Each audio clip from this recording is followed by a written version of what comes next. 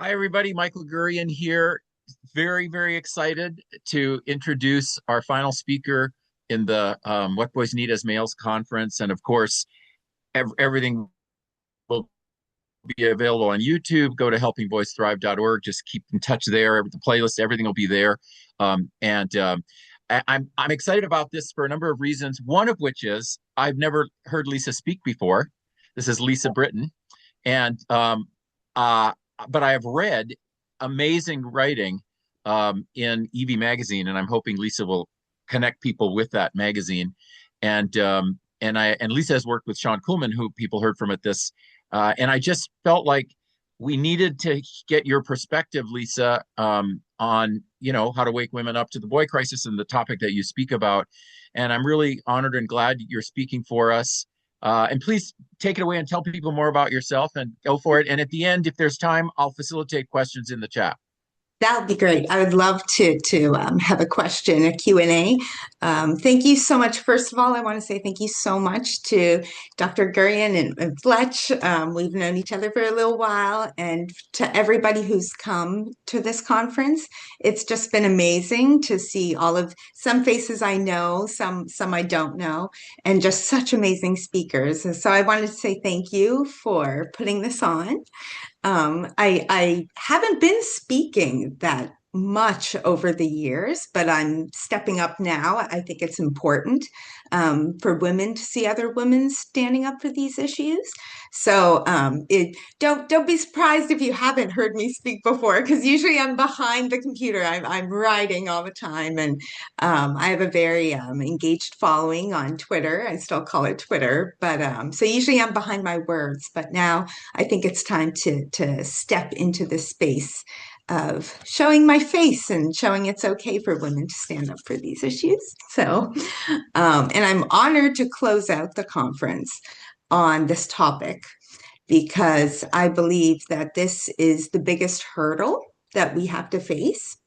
And it's the elephant in the room is that we listen to so many great speakers today with charts and their stats. And we all, if you're here right now, you understand we have a crisis facing boys and men. But unfortunately, if we don't wake up more women to see the light and support addressing these issues, I don't think we'll be able to push it as far as we want it to go. So I think that's kind of the elephant in the room that women need to wake up. And how we do that is by more women waking up and standing up for these issues. Something that I learned early on in my advocacy was that if only men stand up for these issues and to support both boys and men, they're dismissed as misogynists. It's very easy to say, oh, you're just afraid of losing your privilege or other horrible things. But when a woman says it, the irony is pretty crazy. But when a woman says it, it steps it back a little, like, oh, well, she's not a misogynistic man, you know? So ironically, at least in this phase, when we're trying to wake up more people in the public to kind of break down their beliefs, their dogmatic beliefs, I think more women are needed. So I don't have a PowerPoint presentation today. I decided just to speak. I think you definitely have your fill of the charts and the graphs, and you have all that information. Now it's time to have a conversation about how we can push this conversation forward.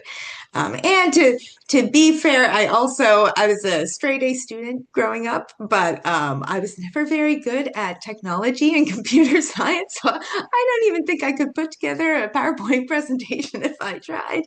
Even though I'm the social media chick, I'm not very good with computers. But what I have been good at was public speaking since I was younger. And when I was a kid, I won two public speaking competitions in Canada, and it was on two different individuals. And one was on Joan of Arc, and the second was on Martin Luther King Jr.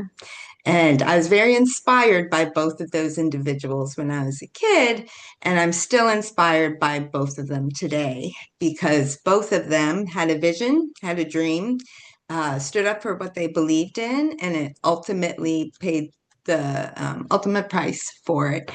So I'm inspired every day to stand up for what I believe in by those two individuals. And as you probably all know, it is very difficult to speak up on boys and men.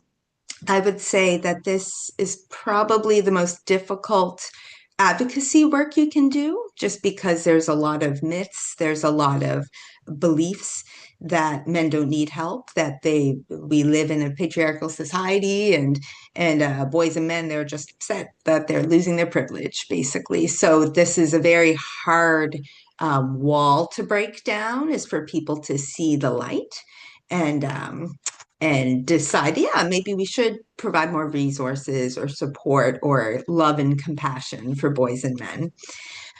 So first, as a woman speaking out on these issues, I think it's important for me to share my story a little bit. I don't talk too often about myself, but I think it's important, especially for other women who might be listening. I grew up, I was a child in the 90s and a teenager in the 2000s. So I was kind of that ultimate, the future is female, girl boss mentality. Growing up, we were encouraged to do big professional things and put off having family and kids, and men are the enemy and all that stuff. So when I was in my 20s and going in my 30s, I lived in Los Angeles and I worked in the Hollywood entertainment industry, and I wrote for some celebrity tabloid magazines, and I just got a little over it. So my sister and I went to Africa, to Tanzania. My brother built a school there for boys and girls. And my sister and I fundraised for the girls in the village because we were trying to help more of them get an education. So in the village that we went to, there's still a lot of the issues that you hear about today, where girls, some of them are still sold. My brother had to buy back one of his students. So there's a lot of some serious issues, and we, of course, respected different cultures and everything like that, but we wanted to help provide girls with an education there. So when I got back, I was definitely a feminist. I would classify myself as a feminist. And if you told me that I would be advocating for boys and men today, I just wouldn't have understood. So when I began advocating for boys and men was when I shifted from feminism into the space, thanks to the late Senator John McCain's staff. One encouraged me. She liked what I was doing for girls and women. I was fighting the victimhood mentality, and I was traveling to DC, and I wrote some children's books. And she said, "We love what you're doing for girls and women, fighting this victimhood mentality. But what do you think about doing, like, helping boys and men? They really need your help now." And I didn't understand what she meant at all. I thought she was crazy. I was like, boys and men, why would we have to help boys? Like, what are you talking about? But I went home, and rather than dismiss it, I did a deep dive research, came across a lot of the work of the other speakers for this conference. Christina Hoff Sommers was a big inspiration for me. Dr. Warren Farrell was big inspiration for me, and he actually became a mentor of mine for the past 7 years. But I read all of the work and I realized, wow, we have a serious issue facing our boys. And then I decided to start speaking out on social media about it. And let me tell you, 8 years ago, it was much more difficult to speak out. It was not as accepted even just 8 years ago. But what I've seen over the past 8 years has been phenomenal, of the progress that we've made. There's still a lot of work to do, of course, and there's new barriers being put up and new pushback on the situation. But the fact that it's in the public eye today is fascinating to me. If you told me this 8 years ago, and I was getting beat up every day online and I just never gave up, and that now it's really becoming a mainstream topic, which is great. And then 5 years ago, I started writing for Evie magazine, and they're women's magazine. They lean a little bit on the conservative side, but not very much politically or anything like that. They just they celebrate femininity, and my boss, she has two young daughters, and they're really worried about the state of boys and men in society today, for their daughters, for their sons, for everybody. So they've been very supportive of publishing my work. So some of the articles that I've written for Edie over the years has been America Has a Boy Crisis. um, I just recently wrote 63% of men feel unloved and no one wants to ask why. And then my latest, just from this weekend, is Society Mocks Masculinity Until We Need a Hero. And then for International Men's Day this year, we put out an article, To the Men the World Overlooks. And it was a message to men for International Men's Day that we care about them and we want to address their issues. And we understand that if you only support one sex, then both are going to lose, just like Warren Farrell always says. So Edie has been very supportive of the writing and addressing the crisis of boys and men, which is great. I would love to see more women's magazines jump on board and start writing. I think that would be big, that would create big movement if we could get more women's magazines on board. I'm working on another one right now, a big American magazine. So we'll see what that has in store, because um, educating women on the crisis, and not just saying for you, but that we should have compassion for boys and men, not because it benefits us, which it does, but because it's the right thing to do. And it's hard for women to see that today, especially women around my age, women of all ages, really, because it's been about 50 years where the compassion for men has kind of been pushed out of us. So when we're trying to win more women on board, I always say uh, they kind of will generalize boys and men's issues. Well, they have all the privilege. They're this, they're that. But then when you ask them, but what about your son? What about your father? What about your partner? Then they start saying, oh, well, my son's struggling right now. Well, he doesn't really have privilege, like it seems like a lot of the resources are going to the girls today and the sport's going to the girls. So I feel like when you can relate their own personal story of a loved one of theirs, then they can break down that kind of ideological wall of, well, men are great, doing great, and women are the victims. So you kind of have to hit them with a personal story of theirs, and then you can kind of break them down a little bit on how you can reach them for all boys and men. So for me, there's been three individuals in my life who keep me motivated every day to keep fighting for boys and men. And each three have a reason why being a boys and men kind of negatively affected them. And all three have passed away. So the first individual that motivates me every day is my father. So when I heard Christina Hoff Sommers say yesterday, talking about privilege, and if young men who are struggling heard that they have privilege in class, what that might do to them. And when I think of privilege and men, boys and men being born with privilege, I always think of my father, because if you classified his identity, you'd say, oh, he was born with all the privilege, like a white, straight man who was born in North America. Oh, he has all the privilege. But my father did not have privilege. And I feel like when you highlight privilege generally, that completely takes away the individual experience of each person. So my father was born into a low-income family, six kids. His mother was dying of cancer, so he dropped out of school in middle school, and he started working.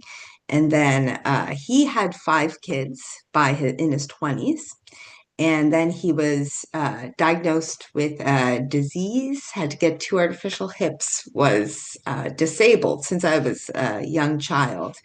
And it created a lot of issues on masculinity and fatherhood and what being a man was.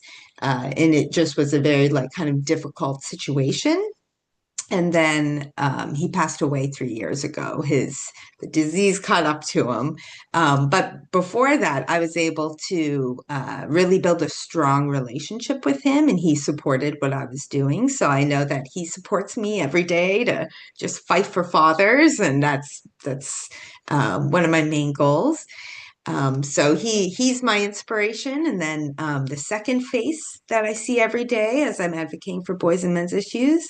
This story is a little difficult, so I just want to do a little warning there. I've known a few people who've died by suicide in my life, and as we all know here, men are 4 times more likely to die by suicide. And all of the individuals I've known has been male. So my first encounter with suicide was my sister's boyfriend when we were teenagers. He was struggling through some mental health issues. They had broken up, and one day he shot himself. But he didn't pass away right away, and he stumbled into the room his mother was in, begging her for help. And then he collapsed and died at her feet. So that story keeps me motivated every single day because teen boys, as Warren Farrell said yesterday, they're about 4 to 5 times as likely to die by suicide. And to know, we often don't know what goes through somebody's mind after they make such a permanent decision. But in this case, we do. We do know what he was thinking, and he was begging for help. So that motivates me every day when people say, men, boys and men, they don't need help, blah, blah. It's their own fault, toxic masculinity while they're telling me all these things. I think of him and I think, no, we need to try. This is such a preventable cause of death. And then at the same time, no mother should have to experience something like that. So that's the second person that keeps me motivated every day. And then the third one is a boyfriend that I had that I love more than anything. But he faced alcoholism. And as we know, men are twice as likely to die by overdose, alcohol related deaths. And we know that, well, some people know that alcoholism and drug use can be self-medicating for other problems, depression and things like that. So my old boyfriend was struggling, and at the time I didn't know what to do because I don't think we provide loved ones with enough information on how to help the boys and men in our lives. So I ended up getting him a nutritionist because I was like, well, it's alcohol, he's consuming alcohol. And it did help a little bit, but there's deep issues that as a young woman myself, I wasn't capable of helping. So although we did go our separate ways, we remained friends. And he actually became the business partner of my twins' brother or husband. And but 3 years ago, he passed away in a horrific accident that was, there's still a lot of questions on what happened. It was kind of a weird situation, but it's known like if he had gotten help for the issues, that wouldn't have happened. So I think every day, and I know that it's nobody's fault, but I do wonder if maybe I was able to help him more properly, rather than getting him a nutritionist, then he might be alive today. So I think about him a lot as I'm advocating for boys and men. And I always speak to the people who go against me. And I say, well, think about the boys and men in your life. Have you ever lost a father or a friend to suicide or something? Like, wouldn't you want to get them help? Wouldn't you want them to have more resources and support? Do you think screaming toxic masculinity in their face if they're depressed is going to help them? You're kind of victim blaming at that point. So when you bring up the personal stories, I think that's where we can really break down those walls that women have. And then on top of that, I believe that men seeing women speaking up and having compassion for them can change society. Something I've realized is a lot of men just want to be heard. They want to feel like they have value. They feel today that they can't say anything, they have to shut up. We tell them to open up and then we tell them to shut up at the same time. It's just they feel like their hands are tied, they can't do any good, and nobody loves them or cares about them. So I think when they see women standing up, it changes them. They realize, oh, maybe women aren't so bad after all. And a lot of them want to be able to speak to someone. So over the years, I can't even count how many letters I've received, messages thanking me, feeling like there was somebody that would listen to them. I've had young men writing me letters, long letters with secrets. I had to help one young man who was reaching out desperately. He thought he was going to die by suicide, and I had to reach out. Fortunately, I had a few contacts that could help him in the moment. But I've gotten so many messages saying, thank you, Leah. This is refreshing. We need more people like you out there speaking up and saying we need to love our boys and men, and we need to stop shaming and blaming them for everything. And so I believe that if there's a shift where more women are out there speaking up, collectively we'll start seeing the suicide rates lower and we'll start seeing less of a gender war. So this is important to if we want to lower the problems of from everything from homelessness to suicide to alcoholism, we need to show boys and men that we love them and care about them. They're not the problem, they're not the fault, and they're just as important as girls and women. um, so it's also important to find the roots of what happened with this boys and men's crisis today. I believe that there's a lot of things throughout history, but I would say over the past 50 years, society, ironically, devaluing womanhood and the feminine is partly to blame for the crisis facing boys and men today, because when we started devaluing womanhood and the feminine, we started pitting men and women against each other as if there was a contest or one had to win, one had to be better. And because of that, we pulled resources from boys and men. We've overly extended resources, scholarship support for girls and women. And then there was also this gender war that was created because it's almost like we're at war with each other rather than being on each other's team. So I think that kind of really fueled the issues that we're seeing today, especially when it comes to the gender war and the growing divide in relationships and stuff like that. I think a lot of it actually does stem back to, well, if we also value woman and womanhood and the feminine, and we make it less of a competition against men and women, like we need this many CEOs and we need that, and we just kind of flow together. I think that would be a much better approach to humanity.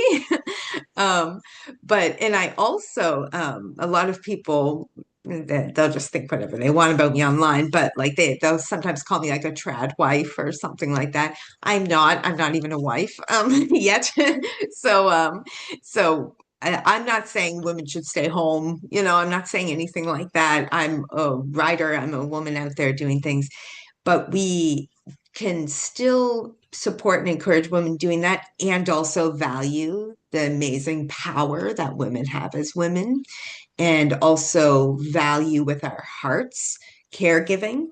And it's more kind of readjusting our priorities a little bit from what I always say status and stuff to love and family. And if things kind of fall into place where there might be more women at home and men working, or there might be some of those gender gaps there, that should be okay if we're all loving and supporting and have the freedom to choose what we want to do. Um, so, so one of my passions is standing up for fathers and the family. And I believe the greatest tragedy today is the breakdown of the collaborative relationship between men and women. I believe that the breakdown of the family has contributed to many of our societal ills today. And we see it a lot with kind of the messaging that we don't need men. Women, I grew up listening, we don't need men, we can do it all on our own. Look, we're so economically advanced today, we don't need men, which just ironically fuels gender roles, because then they view men as ATMs, basically, if they're saying, oh, we don't need a father for our child because we can afford it ourselves. So we need to strengthen the family unit, and we need to support fathers. There's been a lot of great work being done lately supporting fathers. I know that at the American Institute for Boys and Men, they're going to be focusing more on fathers starting this year. And there's some great organizations out there. There's the Good Plus Foundation out of New York. It's Jessica and Jerry Seinfeld's organization, and they support fathers. And they started like a fathers board head by Jerry Seinfeld. And there's all these men on the board, and they're really trying to build up this like supportive father movement coming out of the Hollywood side. So I just think that's fabulous. And we need more stuff like that on the importance of fathers. Um, we also need to explain to people that fathers and mothers aren't exactly the same. It's not just two humans taking care of a child. Fathers bring unique benefits to children. So we need to educate the public on that more. I feel like a lot of people my age, they look at it as just mother and father are two equal parents with equal responsibilities and equal benefits they bring to the table and equal income coming in. But they don't understand that fathers actually bring different benefits and mothers bring different benefits to children. So I think we need to educate the public more on what they can both bring. And that while, of course, being very mindful of there are different family types today. So we can be mindful of that. So we're not pushing people, you have to be this way and everything like that, but educating them on even the importance of a male figure in a child's life, and even a mother figure, like having those differences. It's not they're not equal. So I think we need to elevate that information. And I believe that if we value the unique qualities of both fathers and mothers and men and women and the masculine and the feminine, then we can bring more harmony to the world that we live in today. And then also, this is something that I always try to strengthen with everyone. And it's funny because I was listening to Dr. Diamond earlier, and what he was saying was just right up my alley, fascinating to me, because I often say and tweet, when real war knocks on the door, the gender war flies out the window. And a lot of the time I get some pushback, oh, but we're actually seeing that happen today. We saw it happen in Ukraine as soon as the war broke out in Ukraine. Gender roles came swooping right back in. They closed the border to all men 18 to 60, banned them from leaving the country. And this was a country who was pushing for gender equality and everything. And as soon as war broke out, woo, it went right back to the way it was. Men were banned from leaving, women and children being escorted out of the country. So we don't have to just hypothetically think that if we had a natural disaster or war, that these kind of gender roles, traditional things would come back into place. We're actually seeing it today. And then around the world, in the in Germany and in a few other countries, they're reenacting their male-only drafts. So they put them away in like 2008, 2009, and they're reintroducing their male only drafts. So we're seeing it already today that these gender norms are kind of coming back in just with the little slight bit of concern for our safety. And so I always say, I think we're living in a kind of luxury time where we can even have conversations on the new man, the new masculinity, because in a moment, in a day, with a natural disaster, with a war, our luxury beliefs could fall very quickly, and we're put right back into, the structures that humans have used to progress to where we are today. And something Dr. Diamond was mentioning was about how we often, as humans, we think we're better than nature, basically. Like we're not part of nature, we're above nature. And it's like, no, I think humans need to kind of get off of our high horse a little bit and realize that we are nature, we're part of nature, and we're also a reflection of nature. And I thought that it was just fascinating when he was speaking about just all of the mirror effects with men and women and the sperm and the egg and everything like that. It was just amazing because I believe we're human representations of a natural mirror. And if we as humans believe we're superior to that mirror, nature has a funny way of kind of knocking everybody back in line and teaching us who's boss. So we should all just always have that uh, that on our mind as we're bickering about air conditioning being sexist, like they were doing a few years ago. That to me is luxury living if you can be complaining about air conditioning being sexist. And something else that was funny, Michael and Dr. Nyman said, was he mentioned Women Who Run with the Wolves, and you said to read it. And instantly, when you said that, I looked at my desk because my stepfather just gave me that book, just gave it to me. It was my step grandmother's who passed away a few months ago. And he just gave it to me and said, I think you should read this book. I think it's right up your alley. So I was like, oh, and I put it on my desk. So when you mentioned it just earlier this evening, I was like, okay, that's a little odd. So I think I should read that book. But so when I'm speaking up for boys and men, I think it's really important, and I always highlight to the women that I'm speaking to that I was them. I am you.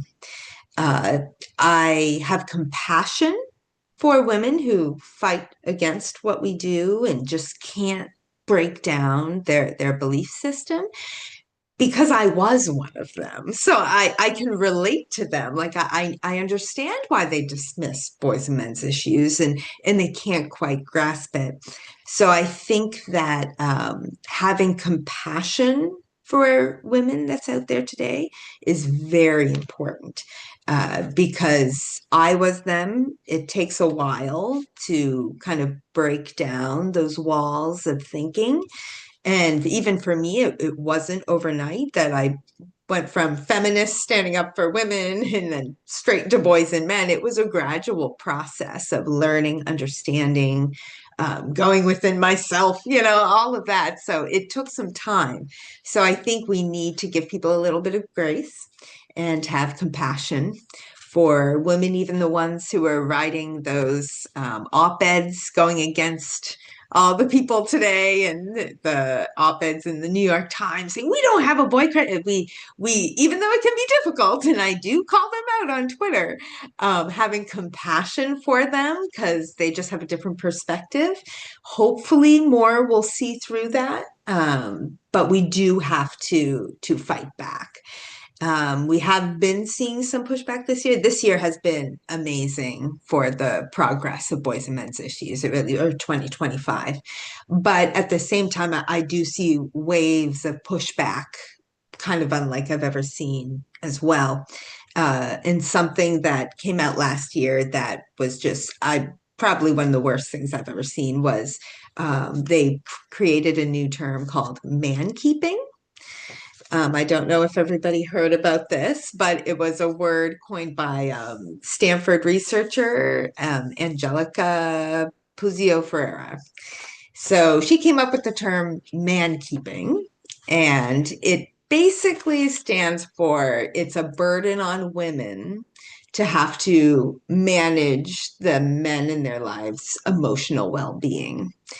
And at a time when we're facing a male suicide crisis, we're facing a loneliness crisis, men are lost and they need help and support. We have big feminist structures out there pushing for women to not care about men, view it as a burden, use this new term, man keeping. And when it first came out, I started calling it out. And then the New York Times did a piece on it, and every other outlet came out with a piece after that. So they mainstreamed the word. And that's what I was afraid of.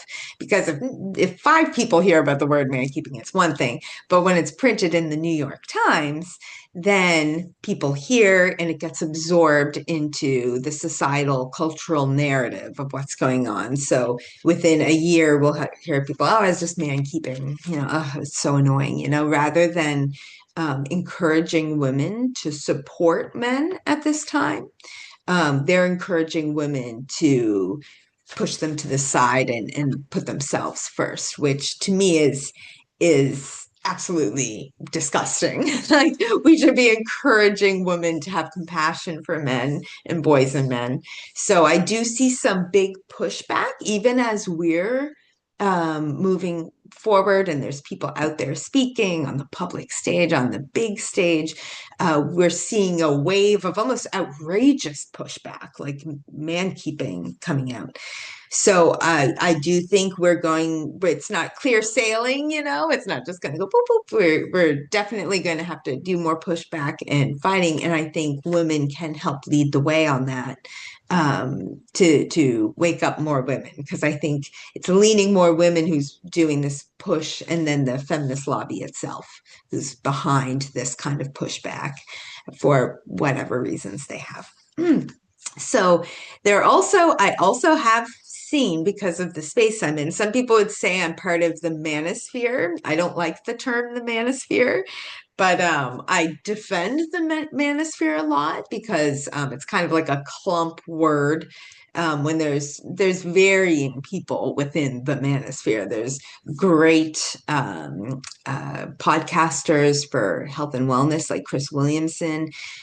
Joe Rogan's in there, but some people view him as controversial, but he's more just, having people on. And then there's the extremes of the manosphere who I've encountered, and they, in my opinion, are a problem.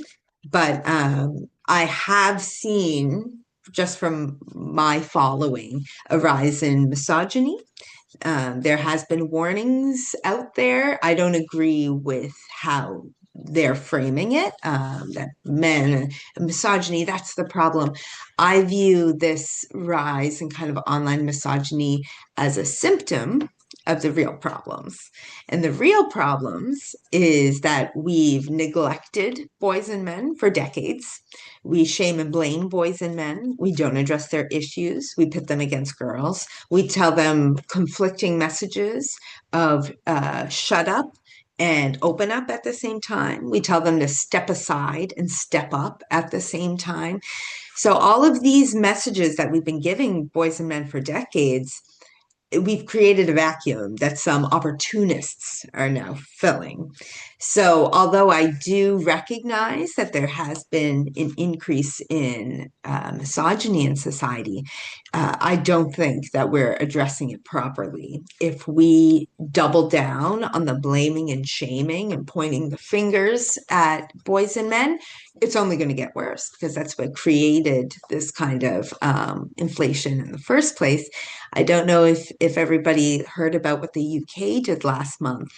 They put put out a strategy for violence against women and girls, that their strategy to address it is to start teaching masculinity classes in school. So the teachers are going to be trained to be able to spot misogyny, and then the boys who they believe are acting out, they have to take special misogyny classes. And it's to fight the Andrew Tate phenomenon. I believe this is ridiculous. This is only going to make boys feel less heard, and feel more like they're bad and they're the problem, and it's being institutionalized. And that isn't the way to go.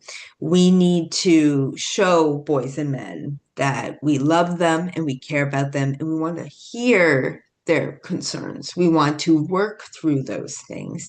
So I don't like the approach that governments now are taking to address this. So we really need even more women coming out and fighting this, that this isn't the way that we support boys and men. And speaking of Andrew Tate, I have had some encounters with Andrew Tate online. And usually what he does is he'll come into my comment section and just blast a little misogynistic comment or something on one of my tweets.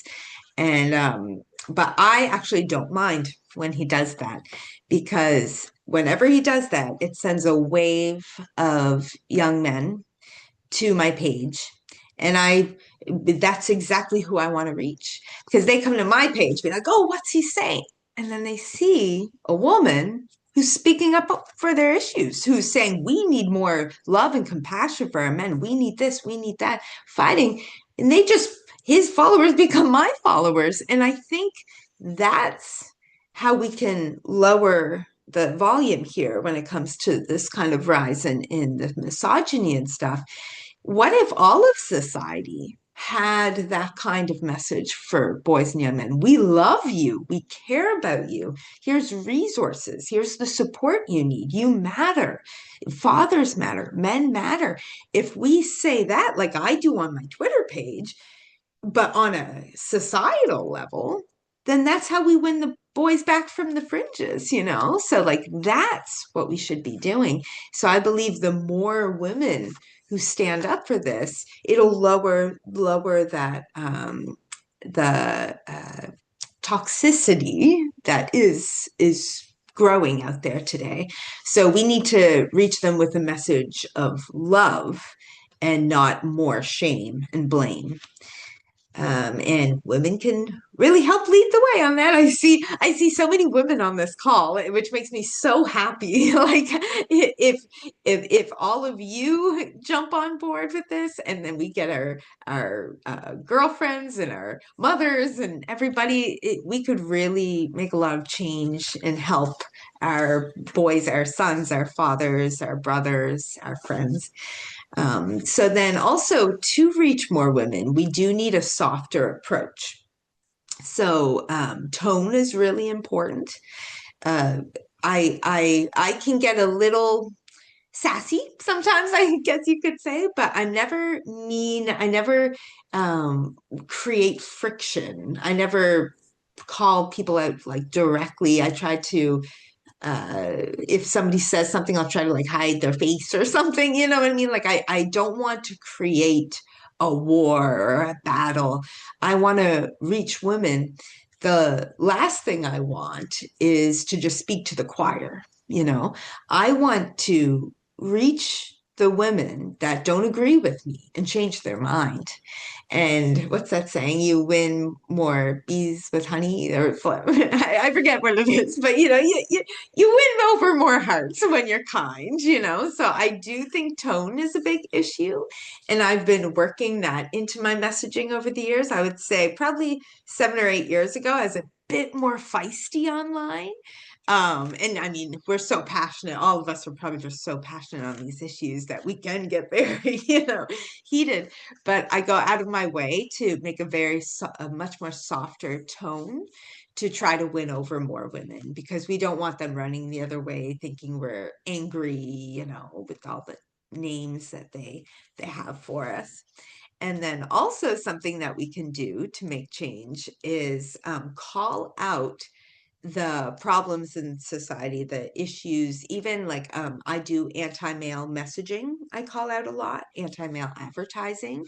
I just called out on social media Target, and they had a dump him sweater for Valentine's Day in the store. Stopped me in my tracks. Leading up to Valentine's Day, we should be encouraging love between the sexes, and there's a dump him sweater.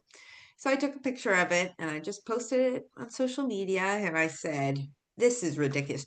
I bet there isn't a dump her sweater in the men's section right now. Why is it okay to have a dump him sweatshirt in the women's section?" It went viral. Everybody got the tens of thousands of likes, millions of views, all of these other tweets that people spun off, over 100 million views in total of the picture I took. And the Daily Mail wrote an article about me. They called me an MRA. I know a lot of you. I don't really like being called an MRA. I'd rather be called an advocate for boys and men, just because it can almost be like a negative. So I could tell they're trying to do almost like a kind of hit piece kind of thing, but it got the word out. So many people saw, what? It isn't appropriate to have a dump him sweater leading up to Valentine's Day, and you'd never see a dump her sweater leading up to Valentine's Day. So calling out companies, and I know that sounds like cancel culture, but when you're looking at a company like Target, who is trying to benefit financially off of single women because they're their biggest spenders in their store, so you see that they put profit over people, and they'll encourage dump him. They don't care about a loneliness crisis. They don't care that men are 4 times more likely to die by suicide. They just want more money. So I believe that calling out companies like that is important.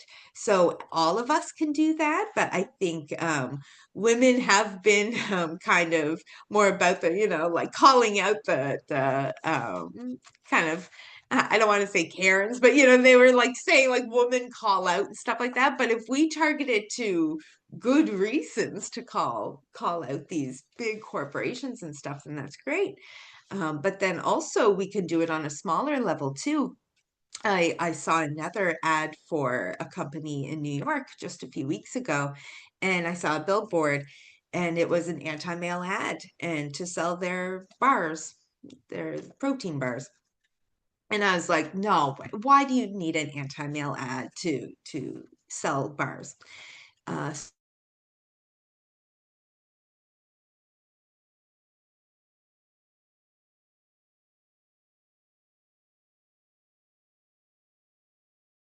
We suddenly lost your audio. I can't hear you, Lisa. We lost your audio. can you hear me now? Yep, you're Perfect. back. Okay. Okay. Sorry about that. I'm in the middle of a winter storm, Right. and I'm surprised my internet hasn't gone out yet. So I did just see internet connection is unstable. Okay. So I'll move on too, because I think we're going to do some questions. But just to close that up, I reached out behind the scenes, and they agreed with my complaint about the negative male ads. So they're going to work on something. So like we can do those things to make some very productive changes in society. We can all be part of that. So to close, just quickly, late last year, I've been writing for EV Magazine for a long time, but I've been really trying to get into the mainstream media. And last year, I was very happy to have my first article for the LA Times was published. And um and everybody can hear me, right? Before I continue it. Okay. So I just wanted to read just the end portion, because when I talk about tone and I talk about getting more women on board, I think this is the way. And so this was published, my piece in the LA Times late last year, and I'm hoping to have another piece soon. So look out for that. But so the challenges facing boys and men today are interconnected, spanning education, mental health, physical well-being, the family court system, and societal narratives. They are the result of a confluence of events, including cultural and technological changes that have disproportionately hit men and boys. To address these disparities, we need leaders, women and men, Republicans and Democrats, who will champion equitable resources and systemic reforms. The starting point has to be to think big. We must build an education system that nurtures the potential of all students, a mental health system that recognizes the unique needs of boys and men, and at the cultural level, we should rethink narratives that blame and shame our boys. It's time to find compassion for boys and men. A shift in public perspective is overdue, and progress can accelerate if women, particularly those with liberal values, champion this cause, because the future isn't female, the future is everyone. So I had that published in the LA Times, and I think that's the direction that we need to go in, is trying to tell everybody that it isn't men versus women. We'll both fail if we only support one, and that the future's everyone and it's for everyone, boys and girls. So thank you. And if anybody has any Mm. questions, I'd love to chat. I'll go into the chat and I thank you so much. Just really awesome. And I'm going to ask you questions from the chat. Have you ever approached the Free Press, Barry Weiss and the Free Press, to write Do for you know what? them? I have a contact at the Free Press, so that is Good. on my list, yeah, of Good. individuals. They might. Okay. So first question: What does it mean what does it mean to you to celebrate femininity, i.e., in the face of the current monothink around gender issues? Is it possible to construct a model, I think, of femininity that is relatable to men and their needs? Do you mean for them to embrace femininity, um, or do you think it's how the feminine can I think support? I think the person is saying, is there a way to get a model of women that's relatable to men and their needs? I think. I think from the best way that I can understand the question, I believe that if we uh, value with our hearts um, traditional woman, not even traditional woman roles, but just what women bring to the table, like the power that we have naturally, and we stop telling them that they need to, like we're pitting men and women against each other right now. Ironically, we're telling women they have to act more like men to be valued today. To me, that's the most anti-woman messaging you could possibly think of. And we've been doing that now for decades. So I believe that if we approach the idea of freedom, and women can do what they want and embrace the roles that they want, we would actually see something called the gender equality paradox. It's yeah. So if people didn't hear about that before, the gender equality paradox shows that in more gender equal countries, they're seeing less women go into STEM and stuff like that. So it's showing that when women are actually given more freedom, and then in the less gender equal, they become countries like Iran or Saudi Arabia, where they see high levels of women going into STEM. So the comparison there, people are like, well, what's happening? Why aren't women going into STEM? But it's because they're having freedom to choose. When they have freedom to choose, they might fall in line, be more likely to fall in line with their interests. So I think if we stop putting it down, that if women kind of have their own interests and kind of go a little bit more into those interests and a little bit more there, then that's honoring the feminine. And by honoring the feminine, I think we can honor the masculine. I believe representation is important in different fields, especially in leadership roles, like in politics. I believe women at the table is very important. And but I actually believe on the other end of that of the equation, having more men in nurturing roles like teaching and in therapy and in those kind of roles, I would say that's even more important than trying to get, equal women in CEO positions and stuff like that, because that has real life impact on boys and men. Having more male teachers will help guide boys into adulthood. Having more male therapists who are male focused and male led therapists is crucial for boys and men today. But I believe that if we stop making it seem like the feminine stuff is a bad thing, like it seems like it's a bad thing to go down that route.